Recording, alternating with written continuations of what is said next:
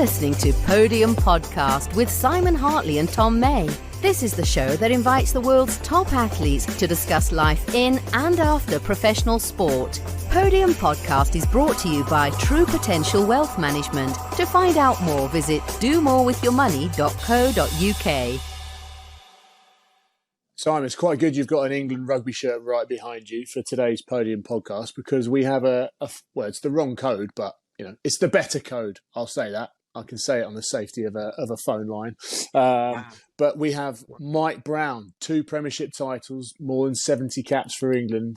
Got a really interesting take on what he's going to do when he finishes playing. Yeah, absolutely. And I think you're right. I mean, his record speaks for itself, but I mean, you and I know him personally. He strikes me as just a really, really great professional. Somebody that squeezed every ounce of talent he possibly could out of himself.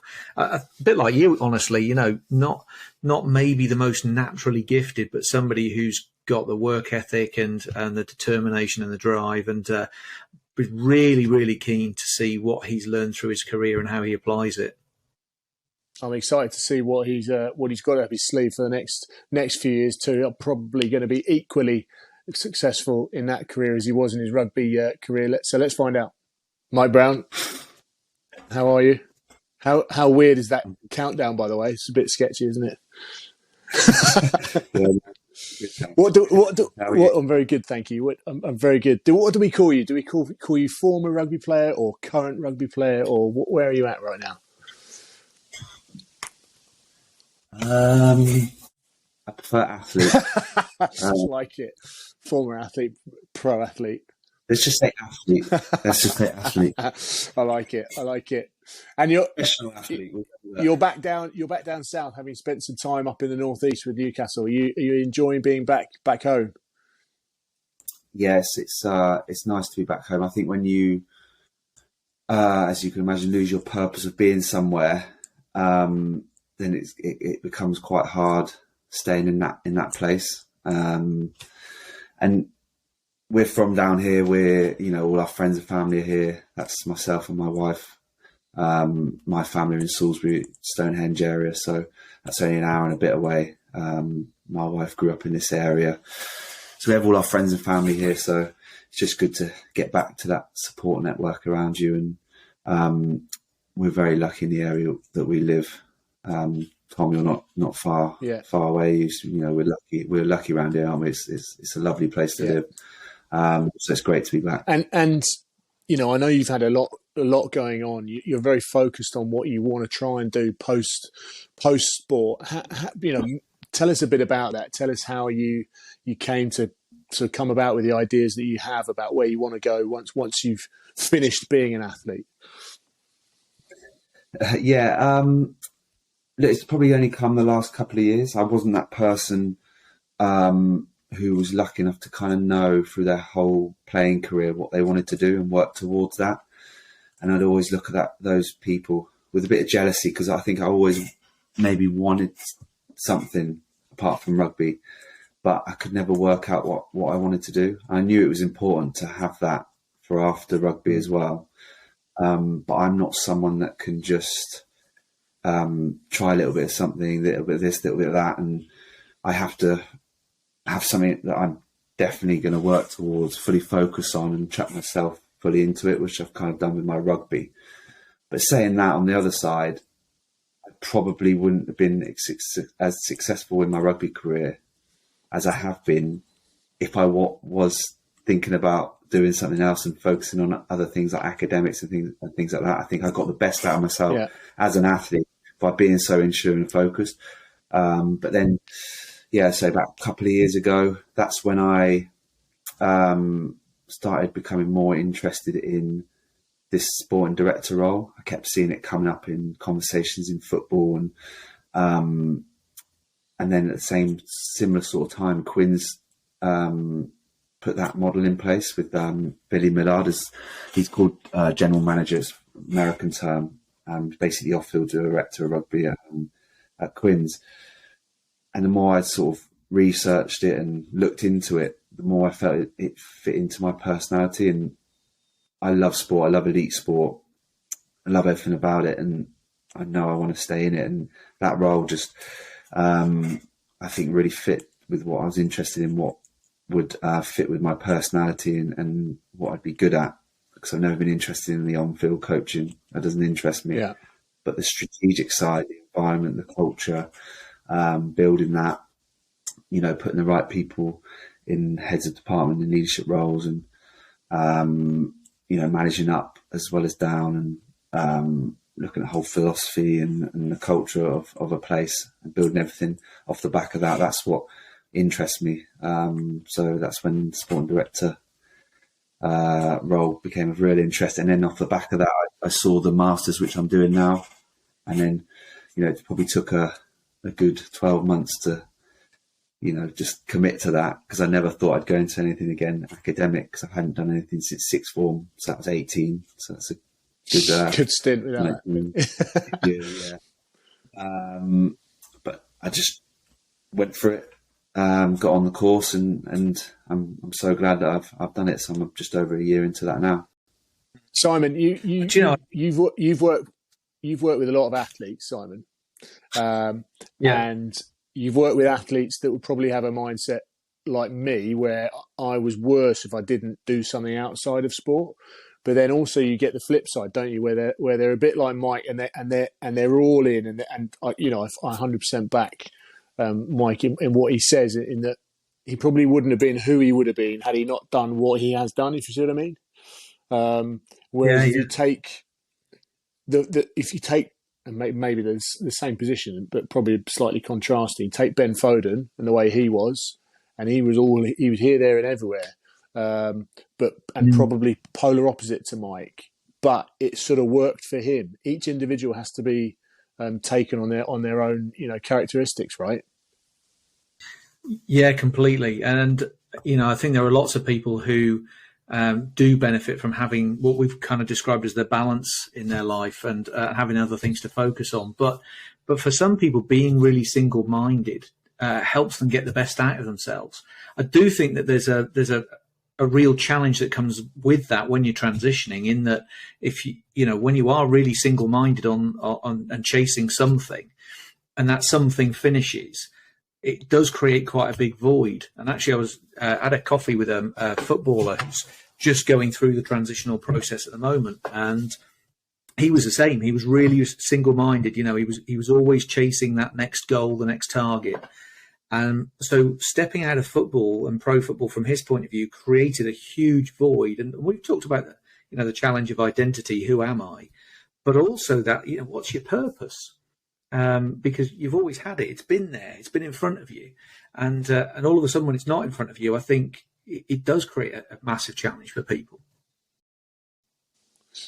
Mike, did you feel, as you went through I guess it's probably come over the last 5 years, that obviously you've always been a leader because of your position as well, but did you start to have more of an influence on the team and the running of the team external to the on-field side, which has actually given you a bit of a taste without you realising it for this sort of sporting director's role?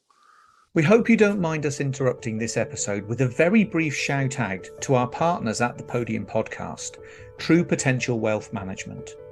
At True Potential Wealth Management, their mission is to help you do more with your money.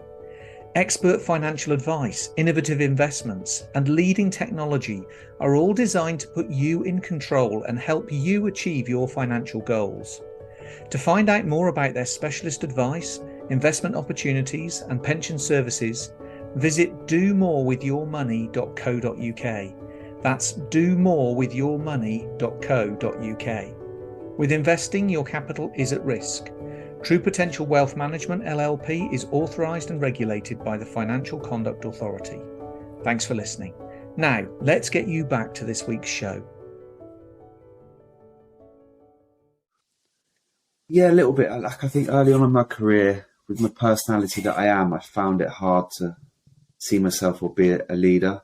I always thought it had to be the outgoing, charismatic, confident people, whereas I'm quite shy, introvert at heart. And then I realised probably towards the back end, I could still be that kind of leader in my own way. I don't have to be front and centre. I can speak a lot less, but maybe that will have more of an impact, because when I do speak, it's something that I really mean or care about.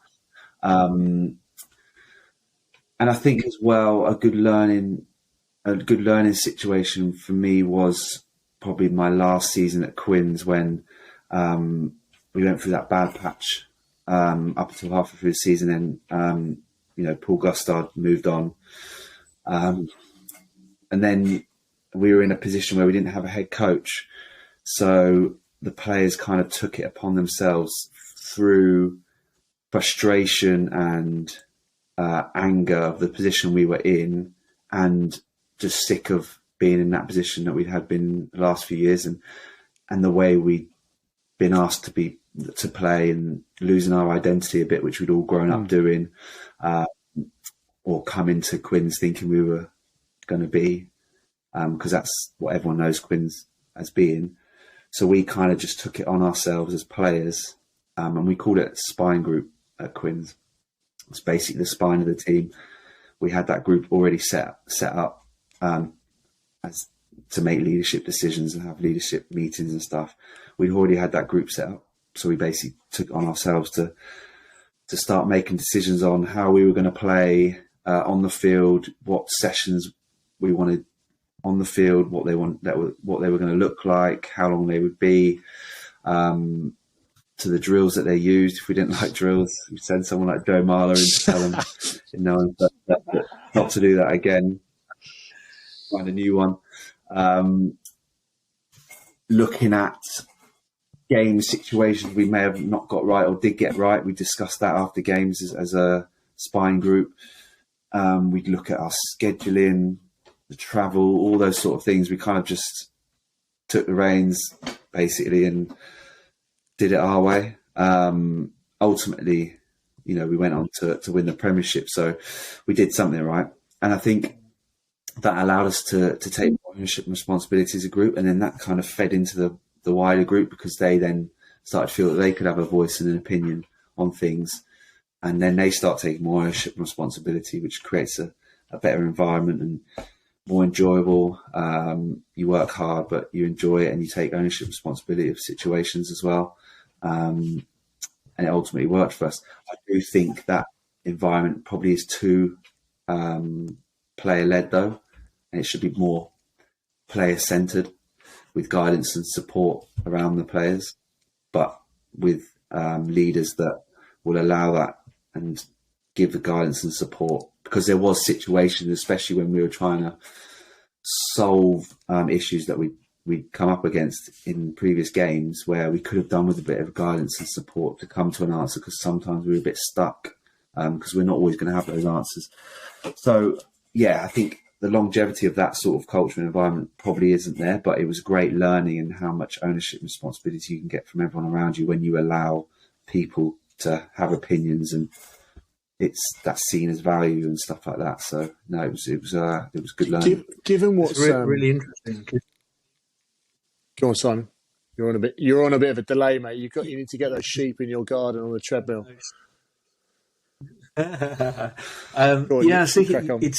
It's an incredibly valuable education, because, like you say, you're doing an academic study at the moment, and there's a load that you can learn from research and textbooks, but there's nothing like driving performance within a team or an organisation from the inside, and particularly having to turn something around, because you do learn the nuts and bolts of how you get a collection of people to perform better from that experience, don't you?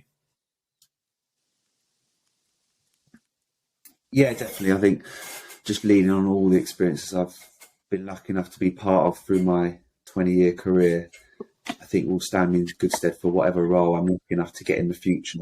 The different leaders that I've worked alongside, good and bad, the different environments and cultures I've been involved in and helped kind of monitor and maintain, good and bad as well. The situations I've been in, what I didn't like, what I did like. And I think the learning I'm currently having by getting into other environments and speaking to people in other roles and sports and things like that is like gold dust for me at the moment.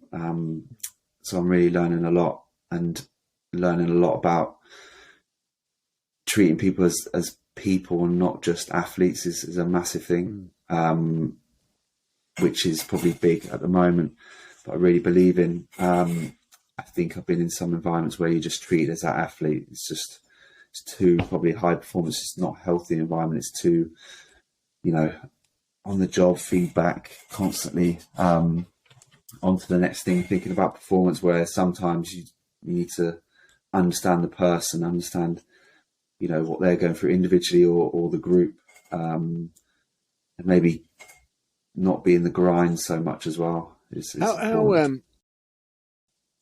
How many environments, or there may not have been any, whereby you've actually felt that that's been the case during your career? Because you've had numerous different environments across England squads and within your club career.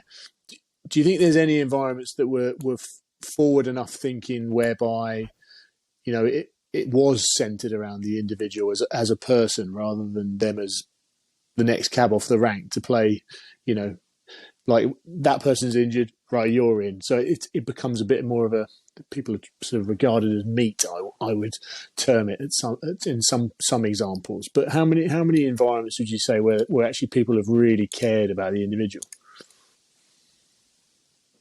I'm not sure if it was a conscious thing, but I'd say under Connor at Quins in 2012, but only because it was a group of men, which it was almost like everyone kind of knew what each other wanted in certain situations, or needed, or individuals needed, or collectively we needed. We just fit together really well with all the different personalities and backgrounds that we had. Connor was also great at bringing everyone on board to a shared vision and identity. And that was everyone, players, staff, stakeholders, supporters, CEO, board, everyone. He seemed to just be great at that and managing that. And it was just it's hard to put into words with that environment. It was all just, like I said, it's almost like everyone kind of knew where they stood, how to work with each other. Everyone's so different backgrounds. A lot of us have grown up together as well, so we knew each other on a deeper level. And then you get the old guard like Minty, in there as well, who keeps the old school, vibe going. And then you get the young keen guys like myself, Danny Kerr, people like that coming through, Joe Marler. We just all seem to blend well together, and we just loved. I think we loved that shared identity, how enjoyable it was on the field, and we loved having. And we loved understanding. We were very much understood that how much effort and work we had to put on the field, and we did that. But then how much enjoyment we had off it, and whether that was a conscious thing that they always, people like Connor made sure we had. But that playfulness off the field is huge, that you don't realise. Making sure that's built in, because it has such a big impact. I think there's probably, Simon, you probably know this better than me, plenty of studies on playfulness and engineering that into your environment, because it's so powerful. And we just seem to have that, I don't know, naturally or what, but we just had so much fun on and off the field. We just worked so well. It's hard. Yeah, it's massively overlooked. I completely agree. I mean, if you look at the environments that tend to be really, really successful and where you get the best out of people, you allow them to be creative, looking after the human beings, like you said, putting people first is critical, but also allowing people to genuinely express themselves and have fun. And it's as common in elite sport and business that, bizarrely, the system almost gets people to be robotic, becomes so focused on the outcome, so focused on the KPI, so focused on delivering the performance, that we forget what actually drives it. And I think the fun, the creativity, getting that right blend of people, all of that's absolutely critical if we want to get performance out of a team, out of a business team, out of a sports team, whatever it is. it was almost like everyone was allowed to be their individual self. So for me, you know, kind of allowed me to be that sort of intense, aggressive person, understood where I fit into the team with that, and then made me realise about my super strengths and not focusing too much on what I couldn't do, but he focused very much on what I could do and allow me to realise what value that was to the team. And I'm guessing he did that with a lot of other players. So then as soon as you realise your super strength and how that's going to help the team, that suddenly gives you so much energy and power and realisation that the value you have for that team and how you're going to help the team. And it's almost like he sold that vision and where we all fit into making that a reality, I guess. Yeah. Again, sounds blindingly obvious, but having a really clear vision and getting everybody bought in and helping everybody understand how they contribute to bringing that to life is relatively rare in business, in sport, in education, in all sorts of fields. It's kind of rare. And I think leaders often make the mistake of assuming that everybody would know, assuming that they'd all have that same vision, assuming that they'd all be hungry for it, and assuming that they'd know where they fitted in. But actually, as you said, you've kind of highlighted this as an instant across quite a long, really decent career. One instance where it really came together, and loads of environments where it may not have. You walk into a dressing room, you pull your shirt on, you do your thing, but actually you don't have these critical ingredients around it. Yeah, the belief as well was a huge thing. The belief they managed to instill in us as a playing squad was massively powerful. So we had so much belief in the way we were going to play. We literally were like, this is how we're going to play. Everyone knows what we're going to do, but we believe there's no way anyone can stop us. So if you can, then fair play. But this is what we're going to do. We're not going to hide it. And we just had so much belief in that. And those leaders like Connor that we had instilled that belief in us, which was so powerful, when we got on the field, because even if we were losing, we never thought we would lose.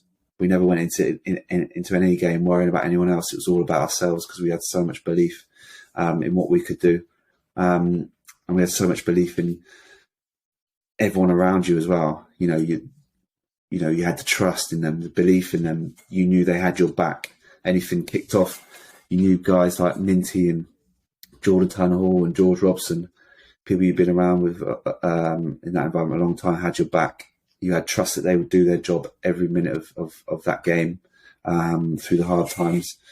We had loads of unbelievable characters that if there was a hard moment in the game, they'd be the ones saying, right, give me the ball. I'm going to make something happen here. We had loads of those, which is massive as well, because they just want to, people like that want to drag the team out of those hard moments, those dark moments, which we had plenty of through that season. Yeah. One of those really interesting things to reflect on is, sort of that belief doesn't come from nowhere. It's not a magic ingredient either. There's some substance to it. It comes from somewhere. Did you ever look back and think, where did that belief come from? How did we get it? I think having that identity that we all bought into and enjoyed doing, and that was sold to us by Connor and the coaches, and a lot of us had grown up through the academy doing. We had belief in that, so that helped. That enjoyment helped. We enjoyed playing that way. We enjoyed playing with each other on the field. And I think once you see the success that comes with that shared identity, then belief, keeps going. And when you get those wins that maybe you shouldn't have got, or, the last minute tries, or, holding on for dear life, then that belief just grows and grows and grows. And you get even more enjoyment. So, yeah, I think it just started with that, really, that playing style and identity that was very clear to us and enjoyable at the same time. Yeah, and like you say, the belief actually comes from evidence. Yes, you're back, mate. You're back. We have a lovely little chat without you, but it's lovely to see you back. It's not even that hot on my phone over here. Brilliant. I was also going to ask you, Mike, without kind of giving any specific examples necessarily, but you've also, I suspect, been in environments which weren't the best environments. I mean, I know from my career, I've learned as much from the diabolical environments as I have from the world-class ones. What have you learned on the flip side of that coin about, what doesn't work and what you can get if you get it wrong?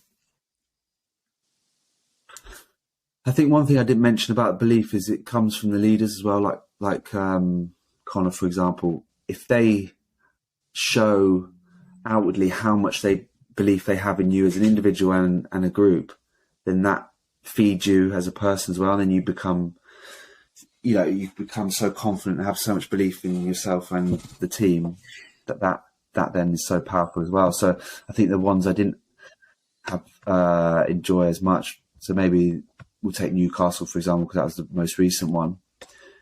I didn't feel like the coaches and leaders, the non-playing leaders, had belief in the group that they had. Whereas I'm looking around the room going, our starting 15, 23 squad for a weekend, like, it's decent. There's players that would get into other Premiership teams. So I couldn't understand why they wouldn't outwardly show that much belief in their team. There was no vision, which is a massive thing. There was no shared vision of where we wanted to get to. It was almost like felt like, anywhere above bottom two was a success. Whereas I've come from somewhere that's, even when we had really bad times when we were near the bottom of the table, somewhere like Quins, where, anywhere below sixth is not acceptable at all. And then we should be striving for top four every season. Now, I know that's not realistic for every single team to think that way, probably, but, you can aim for mid-table and you should share that vision with everyone. You should speak about it every day. Every time you're working hard, it should be, that's how we're going to achieve our vision. Do you know what I mean? You should be resorting back to that in every single situation, probably speaking about it every single day. Whereas there, we didn't. And I was almost like, well, why are we even here then? What's the point? Why are we training? Why are we working hard or looking to work hard? I just don't see the point. I'm not wired that way. I need to see a vision of what we're striving to achieve. And why are we trying to get better, and why are we even turning up? Especially Newcastle when it's hammering down with rain and it's windy and you should be talking about those things all the time. Don't feel embarrassed about talking about that vision openly as well. So that's probably just on that, I think, and it's quite timely because right now in rugby we've got a massive issue, and I think a lot of that comes down to yes, finances, but I also think it ties into the vision. So, and I'm not expecting you, if you don't want to wade into this conversation with regards to Newcastle, but for me, that the investment in that club is an example of whereby it's just treading water. For me, to keep progressing within professional sport, you have to have a vision that you're following a path to. Now, that means that finances have to be aligned with your off and on field goals and the things you're striving for. And you can look at, and when they aren't aligned, take for example what's just happened at Wasps, the tragic situations arise, or clubs find themselves continually down the bottom of the table. How did you, if you don't want to answer it, don't answer it. But how did you feel that sort of the really senior management within the different clubs that you've experienced has an influence on the day-to-day running for you as an athlete? Yeah, I think firstly it's important to say, in my experience, everything good and bad about an organisation, club, group of people starts at the top, starts with the leadership, and then filters down. That's a fact for me. I think the thing that was frustrating is the finances and what the owners like, and whatever we had around us, it is what it is. Like, there was no way we could control that.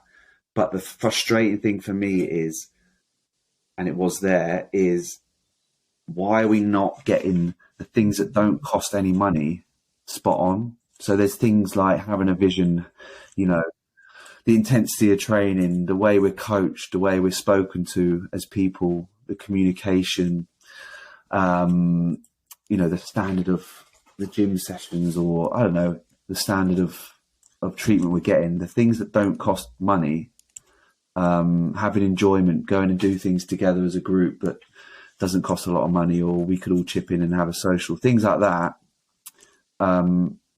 Why are we not making sure that that's spot on? Because there's things that you can do that don't cost a lot of money or any money, that if you get right has a massive impact on how you perform, you know, what you do as a team. And that was a frustrating thing for me. And it was always like, you know, you come into an environment, and I've gone there being told we want someone that's achieved some stuff, that's going to have a different opinion, different perspective on things, that can, you know, offer certain things. And then you try and do that, and all you get is, well, we've always done it this way, so we can't do that. And coaches or leaders that have no interest, it's too comfortable, things like that. And you just feel like you're banging your head against a brick wall. That was the frustrating thing for me. Simon, you get that across various different elements of corporate life or business life, whereby you've got someone that has an opinion, and that opinion is almost seen as a threat.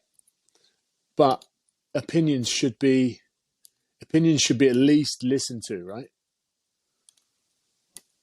Yeah, completely. And as Mike said, and I 100% agree on this, I think a lot of people in sport, in business, in all areas of life hide behind, oh, we haven't got the money for that. And as he said, you can make substantial improvements without spending, a pound, because how much does it cost to get standards improved? How much does it cost to improve teamwork? How much does it cost to put a vision in place? Often the answer is little or maybe nothing. I think, not doing those things is a huge missed opportunity. But like you said, if you've got people in the organisation who could contribute to that, and you don't make the most of it, that's an even bigger missed opportunity.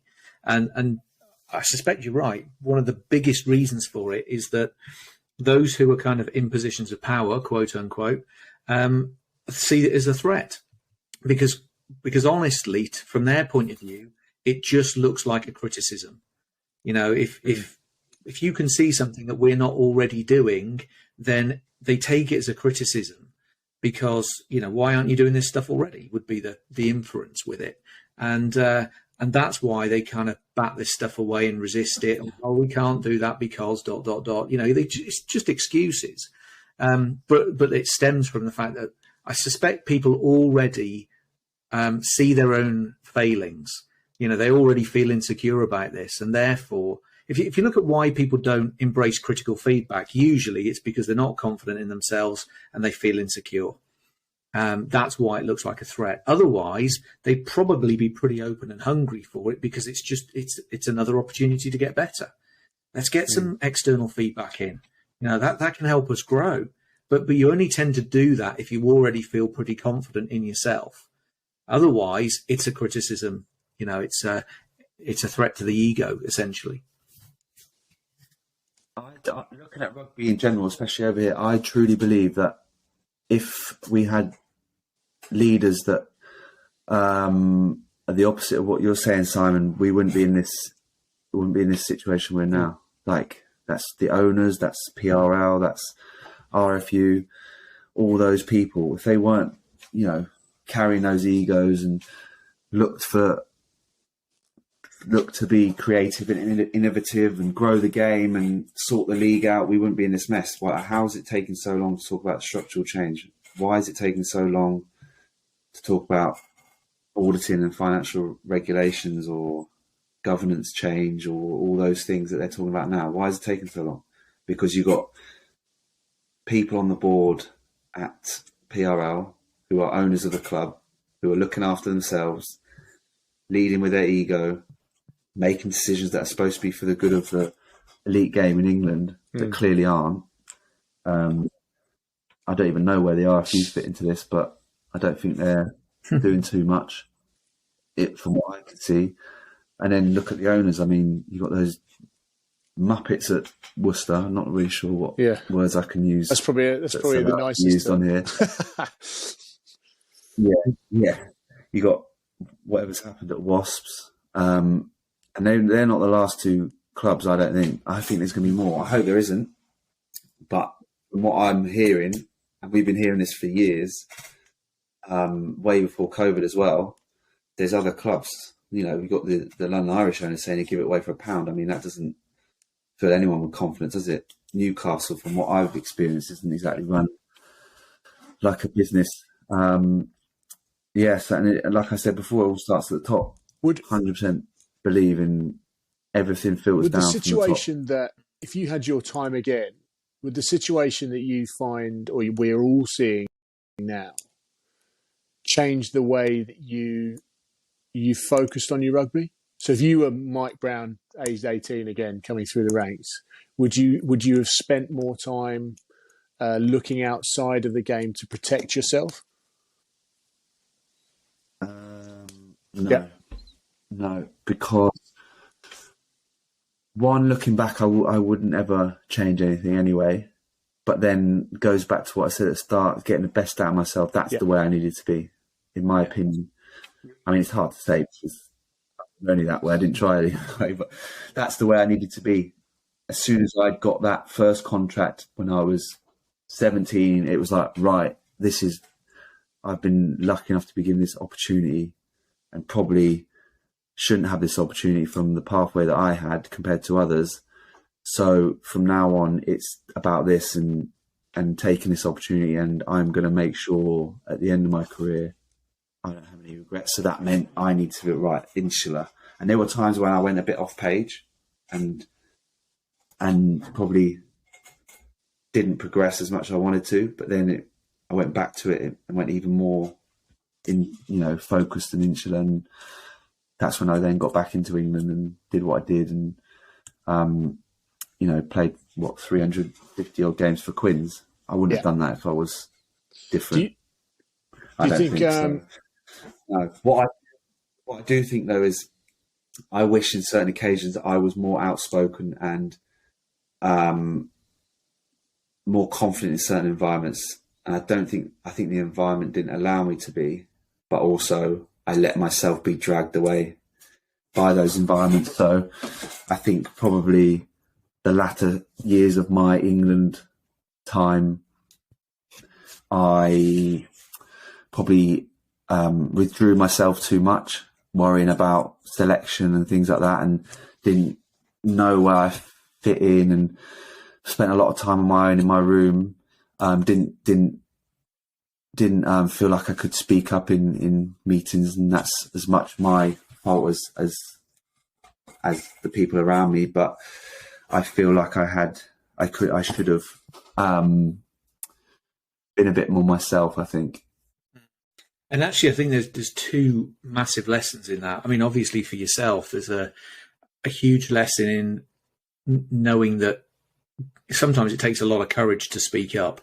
And I suspect in the roles that you're looking to move into, there'll be opportunities that, when it looks very difficult to speak up, where actually this experience will pay dividends for you, because you can kind of see, the temptation to go back into your shell, which I think a lot of people would do, particularly in challenging environments. But I think the other thing it highlights is having a really open environment where people feel comfortable to be able to come forward and say, actually, I think we could do things better here. Actually, I've got some questions.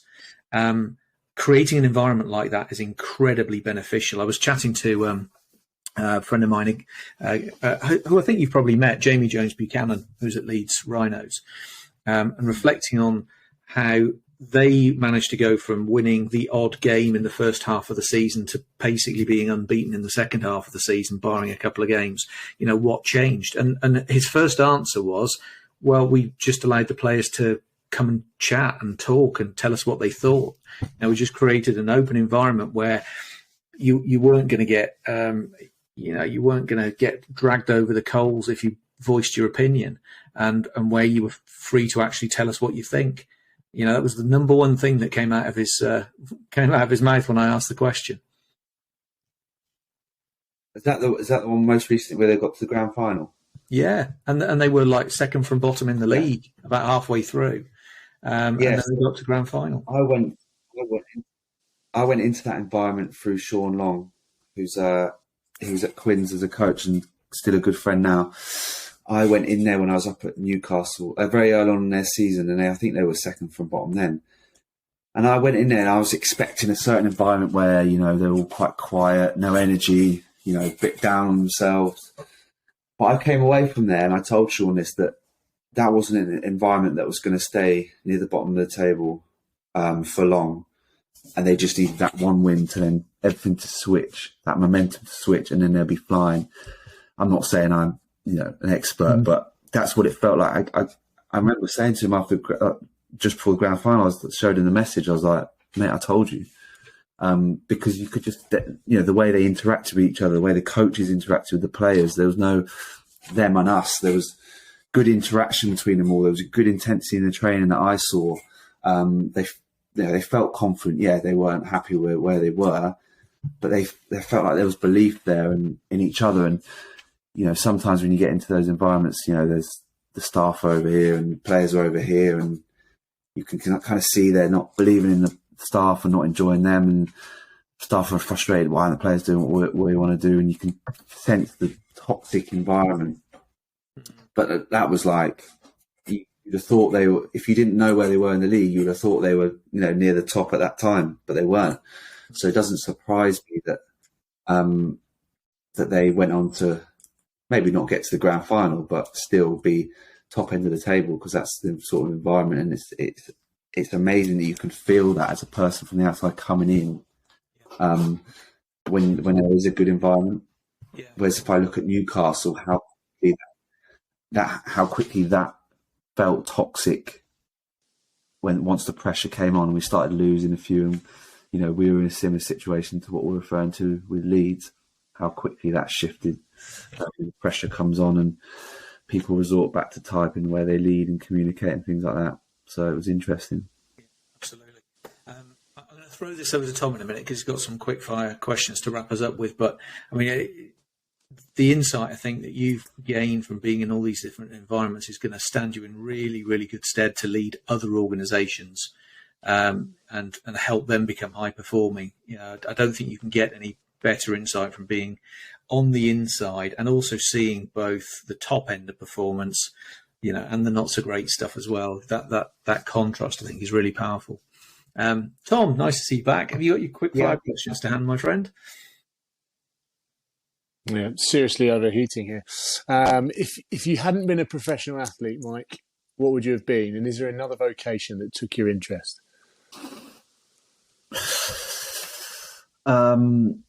All I know is I would have gone to uni because I had 2 deferred years at St Mary's. I think it was for sports science. So I'm sure it would have been something in sport. Yeah. As what? Maybe I work at a leisure centre or something. But yeah, all I know is I would have gone to uni, like everyone my age at that time. And then who knows, it would have been something in sport because that's what the course was going to be on. And then once the career in rugby started progressing, that 2 years deferred thing went out the window. Became permanently deferred. Yeah. And I bet you, on my next question, I bet you've met some people over the last sort of year or so that have really tick this box. But who is the person you most admire in sports and in business?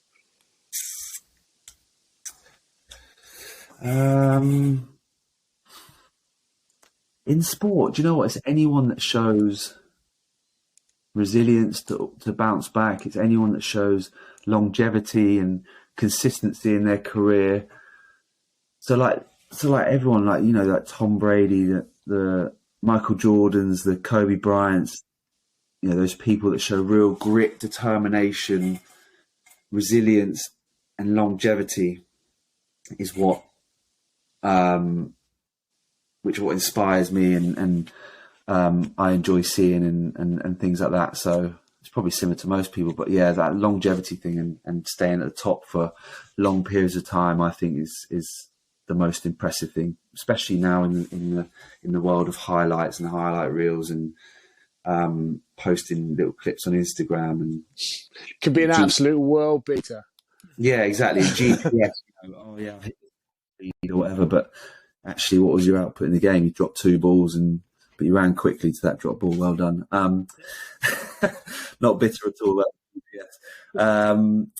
Yeah, I just think showing longevity is the sign of someone that's been successful. Longevity at the top for me. And then in business, I think only because I've read a good book on him, Bob Iger. It's called, what was it called? The Ride of a Lifetime. Anyone want a good book? Read that. Bob Iger. Just because I read about him in his book and what he did with Disney. I think he increased the value by 209 billion. It's not Imagine bad. that. That's pretty impressive. Yeah, yeah. Well, and what he did there, buying Pixar and Marvel and stuff like that. So I think that's pretty impressive to me. Fantastic. Knowing that Tom's disappeared again, his third question is, so he's just lent you some of his enormous bank account to invest. What do you invest it into? Do you know what? Like, I'm not going to sit here and try and be someone that knows about business and stocks and shares and all that and try and be clever and say, oh yeah, you can earn all this off that and all that sort of stuff. I think the best thing to invest in is yourself, only from experience. So I spent time, money and effort invested in myself to then develop my career. So making sure I had the right support structures around me, with the right person covering my physical side, the right person looking after me to recover in terms of physio and massage and all that sort of stuff. It takes time, money, effort, costs money. Spending money on a speed coach to further my career because England was telling me I'm too slow. So I've showed that in my career and shown how that can be successful if you spend money on yourself, because you are your business as an athlete. And then I think to where I'm at now, I'm trying to do exactly the same with time, money, effort, spending money on my masters, which is not cheap at all. Spending money around the country on fuel prices, which are astronomical at the moment, to make sure I get in environments and learn from people, and spending money going to events, taking up time in a week to do that. All those things is invested in yourself. So whether it's time, money, effort, I think whatever industry, career, walk of life you want to go into, if you want to be successful, what better thing to invest in than yourself? Yeah, brilliant. So Brilliant. Yeah, that's what I think. Love it. And the last question, if you could only watch one movie for the rest of your life, which would you pick? I think I'm going to have to kind of try and dodge this question by saying, have you watched The Redeem Team recently? I've not, no. On Netflix? No. You need to watch that. Okay. So things like that, I think are class, like gets the hairs on the back of your neck standing up, seeing the inside workings of athletes and teams, like Kobe Bryant on this Redeem Team. When you watch it, like he's like just gone up even further in my estimations. His work ethic, the impact he had on that team, his leadership, how he did that, with his actions, and how confident he is, how focused he is, how professional he is. I love that sort of thing, seeing those sort of behind the scenes. Things like The Redeem Team. If you haven't seen it, go and see it. The Last Dance with Michael Jordan. However much it may have been dramatised and all that, but you get to see the inner workings of a team and their experiences. The all or nothings brilliant. Recently, the Arsenal one, I kind of wasn't that bothered about watching it, but then when I watched it, like, I thought Arteta was so impressive with the way he he leads Arsenal, with his enthusiasm, his energy, how emotional he is, the little things he was doing in his meetings on the clipboard, which you kind of sit there and go, you think it's a bit stupid, but actually the meaning it had and the impact it had, and that connection he seemed to have with his players as well, I thought was amazing for anyone to watch. So those sort of things, documentaries or behind the scenes stuff, especially in sport, I love. Brilliant, mate. Thank you very much. It's been an absolute delight. I'm sure if Tom was here as well, he would say exactly the same. Brilliant conversation. Take care. Hopefully we'll catch up again soon. Yeah, definitely. No, I think Tom lives in a lovely affluent, is that the right word, area, expensive area in his big house, but I think he needs to spend a bit of cash on upgrading his Wi-Fi, because he keeps dropping out. 100%. And we'll nudge him in the ribs, because his wallet's big enough, he can cope with it. All right, mate, cool. Take care. We'll see you soon. Exactly. Cheers. Thanks a lot. Cheers. Bye-bye.